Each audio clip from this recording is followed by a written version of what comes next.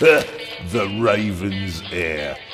Soon as one of them's caught, another one takes his place. Hey, Harold, have you read this? Harold? Harold?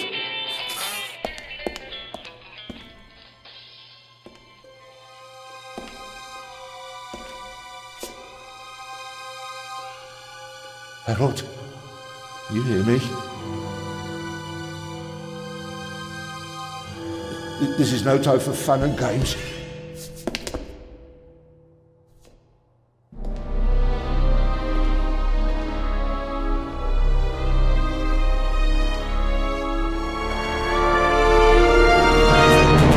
Shh! Calm down. I'm a copper. We're on the same side. A copper? What are you doing here? And where's Harold? Harold? Well, there's another guard back there unconscious. That's probably him. The Eye of the Sphinx. Where is it? It's there. Oh, good. Then he hasn't got it yet. You mean the Raven's heir? Shh! Turn it off. He's gonna steal the eye. But how do you know? Doesn't matter. All that matters is that we catch him. Do you understand? Yeah, but... Do you understand? You and me, mate, we'll be heroes. All right, now, we just have to... What? Halt! Stop! You're under arrest!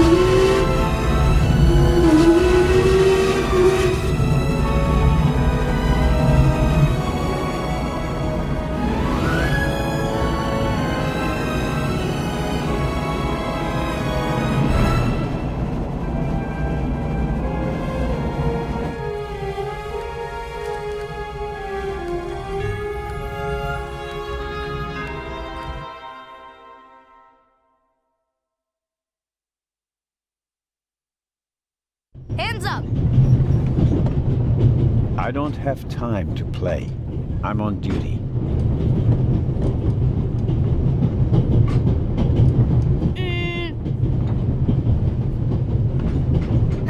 You're funny, but you don't look like a real cop. You don't even have a revolver.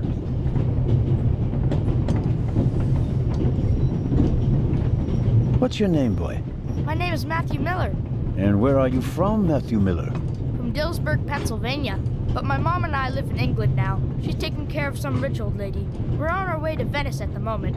We're taking a cruise on a big ship. Impressive. You've already seen half the world. I've spent my entire life in Switzerland. Must be really boring. And what's with the gun? What do you need it for? It's the Raven. He was gunned down, so now I need a pistol. Dead birds don't need guns. Nor do live ones. You don't know who the Raven is, do you? He's the greatest burglar ever. He stole paintings from the Louvre, and those priceless eggs with gold and diamonds and stuff. And Bobby Dobbs says he replaced the crown jewels with rhinestones. I know who the Raven was. Although I don't quite buy that bit about the crown jewels.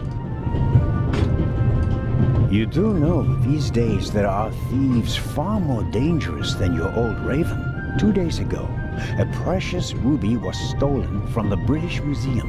There was an explosion. A guard was severely injured. Really? Yeah. And you know what the papers say? You talk too much, Constable. Zellner, monsieur. Anton Jakob Zellner. Or did he pull a gun on you? No, monsieur. Get a move on. Inspector Legard, it's a great honor to work with a celebrity like you. We appreciate the support of the Swiss police, but it'd be better if you'd remain seated and keep an eye on things. But monsieur, surely I can be of assistance, somehow. I saw a safe being loaded. We have everything under control. If you'll excuse me, I'll be in the first freight car at the back of the train for the rest of the trip. I'm not here to enjoy the beautiful scenery. I am a good observer, and I have finally honed powers of deduction. Thanks to that? I watched the people on the platform in Zurich. I know, for example, that man over there is a violinist. That would be more impressive if there weren't a violin case next to him. And I believe that the gentleman in the next carriage is a German doctor on his way to Italy to take up a new position. And what gives you that idea? There's the rod of Asclepius engraved on his cufflink. And he's carrying a German-Italian dictionary. Maybe he's just taking a holiday in Italy, following in Goethe's footsteps. Too much luggage. And no, he's not retiring to Italy either. The suitcases are too shabby for me to believe that he can afford to retire in his late 50s. All right then, Constable... Zellner. Constable Zellner. If you're such a clever fellow, what am I doing on this train?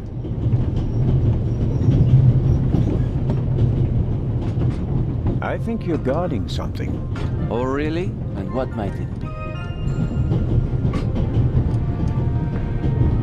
Could it possibly be a jewel that's making a long and perilous journey? You're guessing. You can't possibly know what's inside the safe. But if that were the case... Then I'd ask you why the train wasn't crawling with police.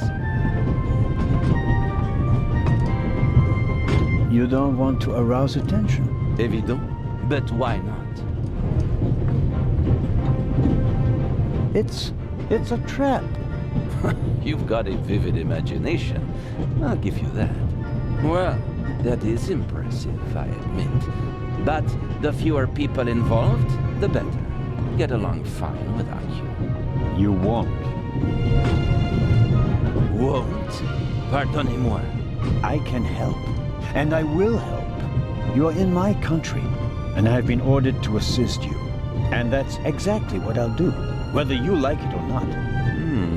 Clever and stubborn. Your commitment speaks volumes, Zellner. But this is my show, and I don't need you.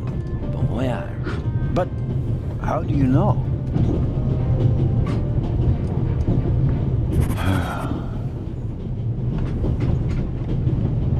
Oh, hello. You cheated. I did what? I saw you talking to the German doctor on the platform. He told you everything himself, and you were just pretending to put two and two together. And what of it? Do you know who that is? That's Inspector Nicholas Legrand. You have to impress him if you want to work with him. I'm going to tell on you. You'd really tell on me? To the very policeman who shot your dear Raven? Whoa, it was him? Mm-hmm. Hunted and killed Europe's most famous burglar. That's how he got his start. I won't tell him a thing. I wouldn't either. All right, Matthew. I have to do my work now. Everyone calls me Matt. Well, except for my mom. She calls me Maddie, as if I were a little kid. Whether Legrand wants my help or not, I'll keep my eyes open. Maybe I can change his mind. All right.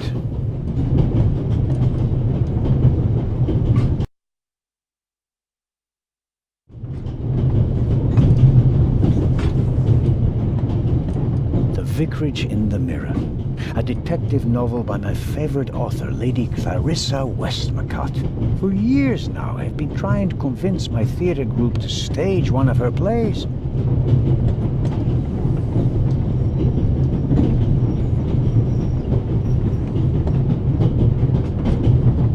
The violinist is a good-looking fellow, and he's traveling through the most beautiful mountain landscape in the world. But one can only hope that his violin is better tuned than he.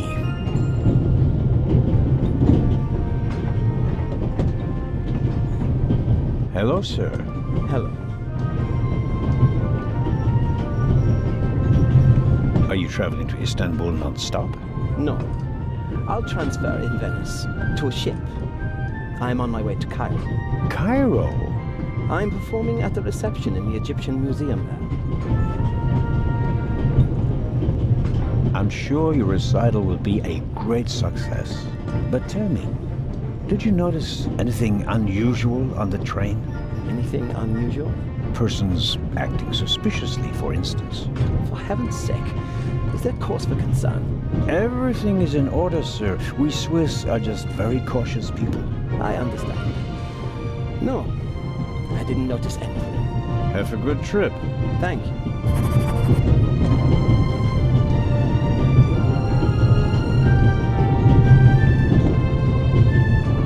Very kind of you. Thanks. Oh, pardon me. No problem. The uniform is waterproof. Mr. Lucio. Professor Edgar Lucio. Oh, a professor. Are you a scientist? Do you teach at the Sorbonne? No, I work at the British Museum in London. You don't say. May I ask where you are going? Of course. To Venice. I'm going to meet some colleagues there. Oh, Venice. A beautiful city, or so I'm told. Indeed. But I really have to take my leave now.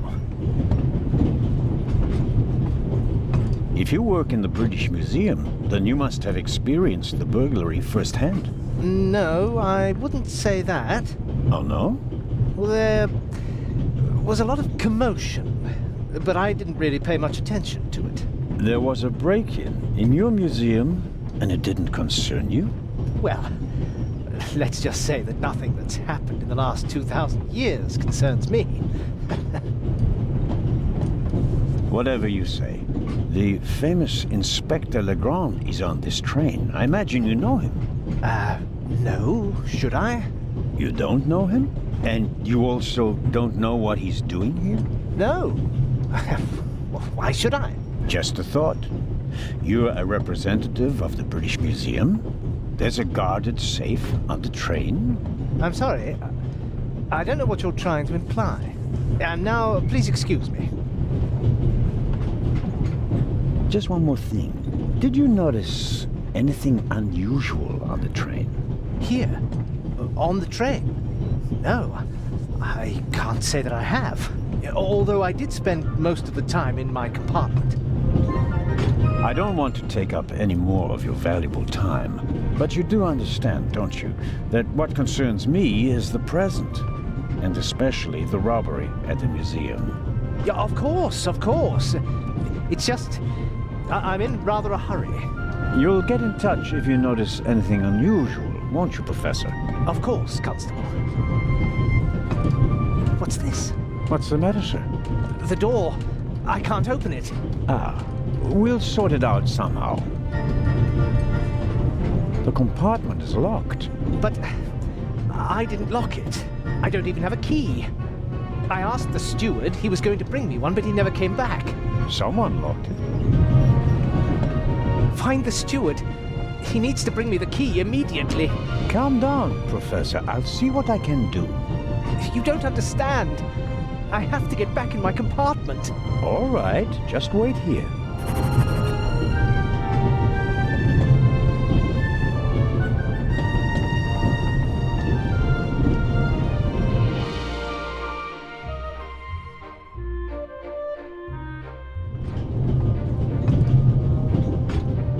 I don't believe it. I never thought I'd ever meet you. Pardon me, but we'd prefer... It's all right, Miss Miller. I'd like to speak to the inspector. Unfortunately, just a constable, Lady Westmacott. I'm reading The Vicarage in the Mirror right now, for the 5th time at least. That's nice, Constable... Zellner. Anton Jakob Zellner. This is my companion, Miss Miller. A pleasure.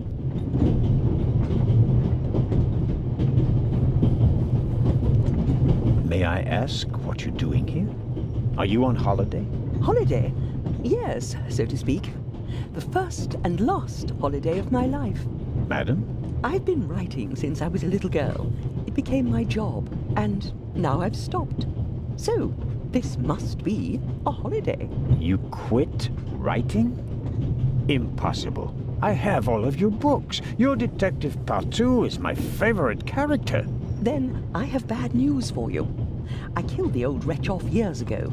I don't understand. I'd rather not discuss my work, Constable. Oh, well, fine.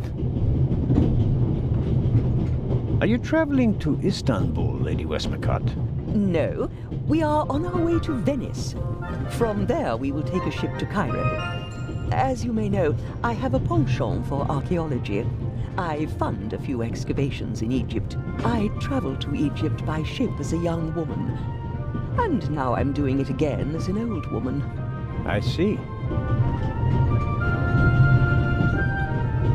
As a writer, you must be very observant, am I right? I mean, you have to study the behavior of people around you to create the characters in your novels, don't you?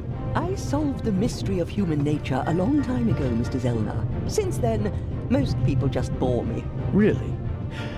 I had the impression you were eyeing me suspiciously as I came in. What do you want to know, Constable?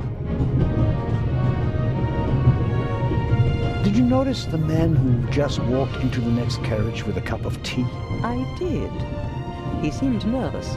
He was waiting at the bar for the steward, and since the steward never appeared, he elected to help himself. He took 2 biscuits. He seems pretty young, but he's already a professor at the British Museum. Interesting. I'll have to talk to him later. Just out of courtesy, of course. Of course.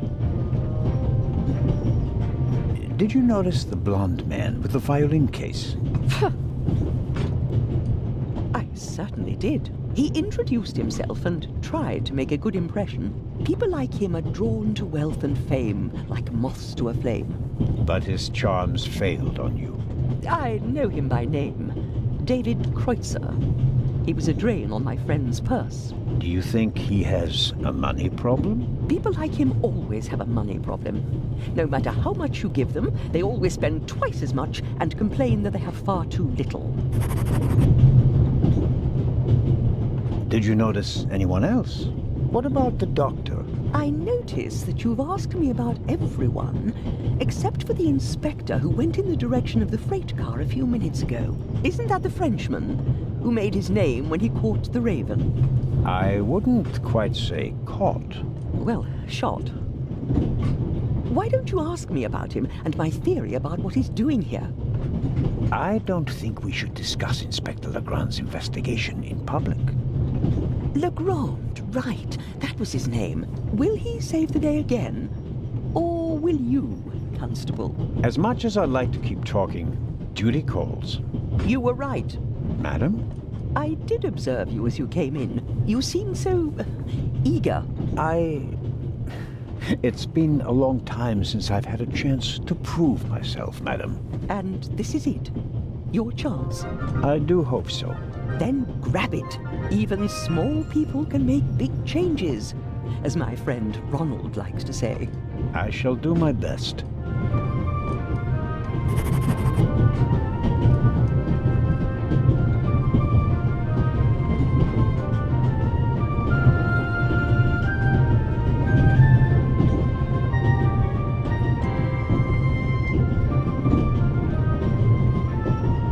The steward must have forgotten the toothpicks. Normally he would offer them discreetly after dinner.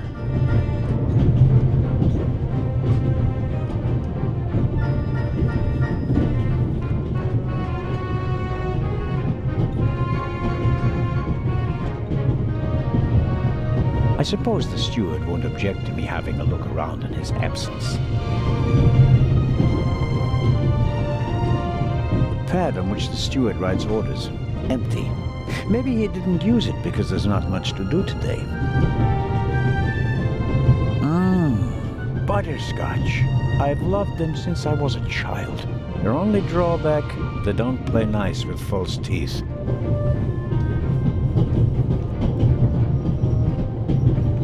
Perhaps he keeps the compartment keys in there. Locked. Where could he be?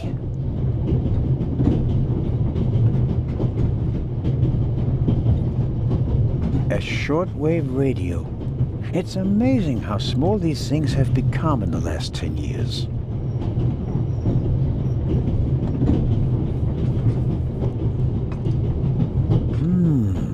Maybe if I just suck it.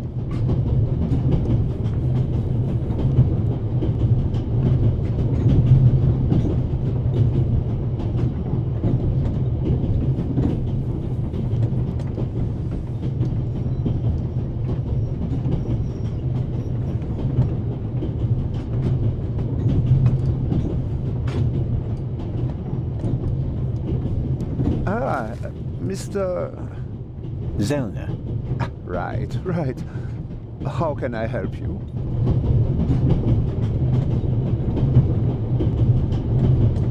Do you know where the conductor is? I'd like to know that myself. I told him to search for my missing suitcase in Zurich. He hasn't got back to me yet. He's probably in cahoots with the thieves and didn't bother getting back on the train. If we don't crack down on vermin like them, the rabble will rule the world one day.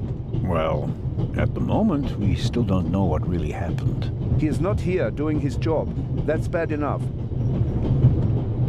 Tell me, did you notice anything suspicious here on the train or in Zurich? You mean, except for the fact that my suitcase was stolen on the platform? No. Is there any reason to be concerned? No, just routine. Constable Zellner, please don't think I'm naive. I spotted the inspector from Interpol. Legard is his name, if I recall correctly. Legard. If you say so. At the train station in Zurich, he put a cash box into the safe, and then kept close watch as it was loaded onto the train. Don't tell me that a man at his pay grade routinely tramps across the Alps just to keep an eye on cash boxes. A cash box? Like the ones you'd find in safe deposit boxes? Precisely. And I believe we both have a good idea just what's inside. I do indeed have a theory, but what's yours? A ruby was stolen in London. One of the legendary Eyes of the Sphinx. The second jewel, an emerald, is rumored to be in a Swiss bank vault, if I remember correctly. Both jewels were supposed to be exhibited together in Cairo for the first time in 50 years. It does make one wonder. Indeed. Any news about the robbery in London? Quite something, wasn't it? It must have been professionals. The way they disabled one of the best security systems in the world. Most impressive. People were injured. Well, one cannot execute a robbery of that scale without collateral damage. It seems like the Raven has finally found a worthy successor. We can look forward to new and spectacular coups. I'm afraid I won't enjoy his exploits this time around if the new Raven is so reckless. That's your prerogative. May I borrow your newspaper? You can take the section with the article on the burglary. You're interested in that bit, aren't you? You caught me out. Here you go. Dankeschön. Auf Wiedersehen, Dr. Gebhardt.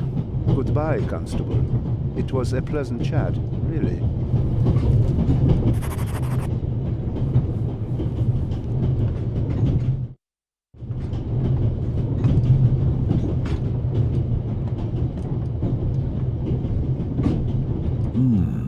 A story about the upcoming Oscars and Cleopatra's chances of winning. An incredible feat. They built the largest movie set of all time in Rome. And because of the main actress's many illnesses, several changes of director, and months of delays, cost shot to over $40 million. The most expensive movie ever made. A record never to be broken. John Surtees won the Formula One World Championship for the first time on Saturday. He also won the World Championship in motorcycle racing from 1956 to 1960, making him the only man in motorsports to win World Championships in both motorcycle and Formula One events. Not really my cup of tea. Too loud, too fast, too much exhaust. Luna's Drops, the calming herbal liqueur for women. A glass a day, it relaxes the nerves and maintains domestic tranquility. Luna's Drops, if you don't want to bother your husband. Let's see if there's any news. Blah, blah, blah, blah. Eye of the Sphinx, one of two priceless jewels, extraordinary pure ruby, 2000 BC, etc., etc. Old news. And here, shocking burglary. Professional thieves surprised by museum guard Charles Langley and Constable Robert Oliver of Scotland Yard. Explosion? Not really anything new. One of the two eyes of the Sphinx, a ruby that's nearly 4,000 years old, was stolen from the British Museum. The burglar was surprised, but managed to escape with his loot without being recognized.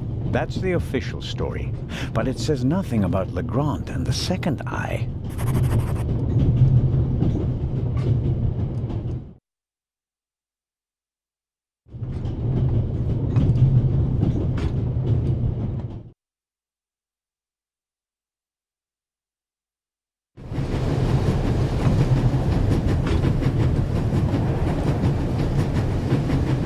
I strongly suspect that the door is locked. No, it's open.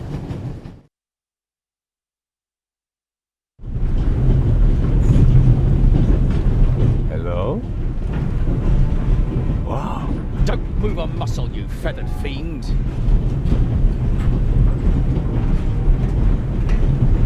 Put the gun down, Robert.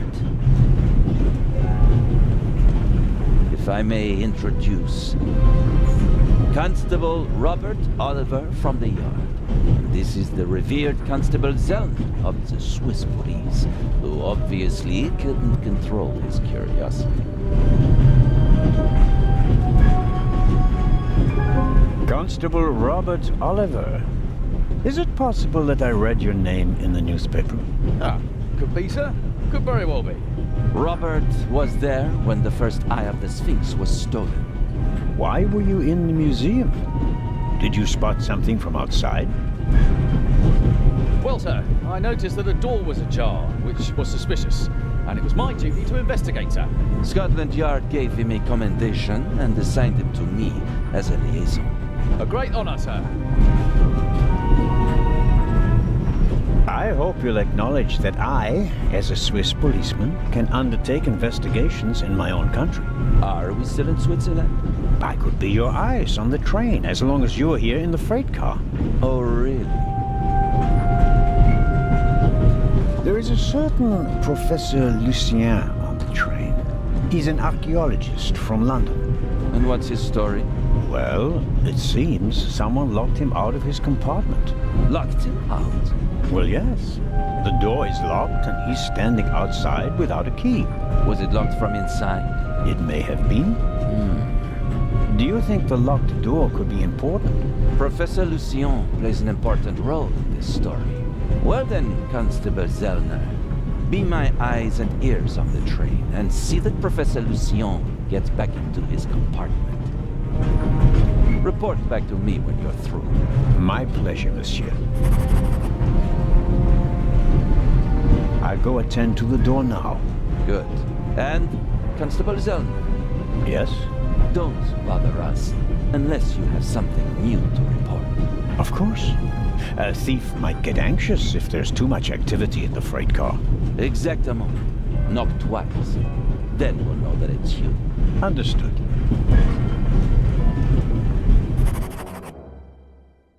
An investigation on behalf of Legard that takes me one step closer. If I can convince him of my competence, I might even be able to see this case through to the end.